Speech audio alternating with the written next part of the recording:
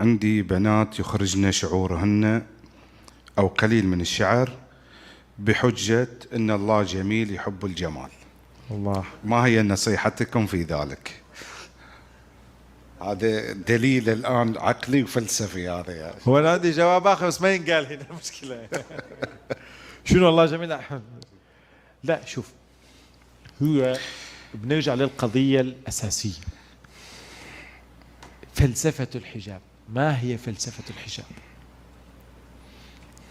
الآن إذا بتأتي للبنت في هذا الزمن وتقول لها أن الحجاب لا لغرض إخفاء الزينة، طبعا هو في القرآن صريح ولا يبدين زينتهن، هذه غاية في الحجاب، نحن لا ننكر. الآن كيف نوصل فكرة الحجاب ونغرسها في الطفلة أو البنت؟ بجيها بهالطريقة، أنه الحجاب أن تخفي كل زينة وتخفي كل جمال.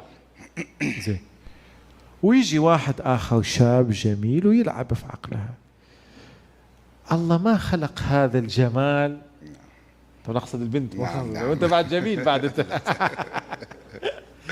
ما خلق هذا الجمال لأجل أن يغطى، هذا الجمال الله خلقه لكي نستمتع به ونسبح الله به. نعم. اي موجود هذا الشيء يا ساتر، ويستدل عليه قرآنيا. ليش أقول القضية فكريا؟ طبيعي أنه هو بيكون هناك سير عاطفي نحو هذا الشان، النوع الثاني، أنه إيه أنا جميلة والله يحب الجمال، إذن الله يحب أن يحصل هذا الأمر. فهنا شوف الفارق بين الخطابين، جعل الخطاب الثاني يراجع لأنه الأقرب. نحن عندما نغرس الحجاب في البنت أو الطفلة لابد أن نبين أن للحجاب عدة أبعاد. البعد الأول بعد الستر، هذا بعد، لكن الحجاب فقط ليس ستر. ثانيا بعد الحفاظ. ثالثا بعد الوقار. رابعا بعد الرمزية. طبعا هذا كل بعد يحتاج محاضرة عشان لا تقول الوقت.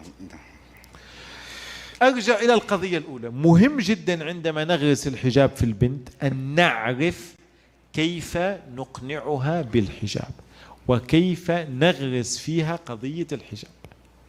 أنا البارحة فقط كنت مع بنت صغيرة في السن، هي طيبة ومتدينة لكن عندها شوية تمرد على واقعها. تقول ذبحوني، كله ستر ستر ستر ستر ستر، ذبحوني. تقول عندهم نكذب عادي، أكذب ما حد يكلمني، رغم الكذب كبيرة، بس شعرة تطلع تقوم القيامة. تقول شنو يا أخي الله، الكذب عنده عادي، الشعر عنده مو عادي. شوفي شنو قارنت، يعني تقول شنو هالإله يدخل النار عشان شعره وكذب ما حد.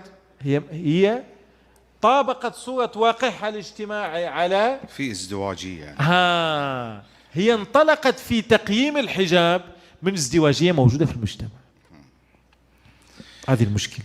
فلذلك مهم جدا عندما نبني البنت الطفلة الشابة أو نؤسسها لقضية الحجاب اللي هي اليوم تحدي، ترى الحجاب تحدي كبير، أن نؤسسها فكريا قبل أن يكون فقهيا.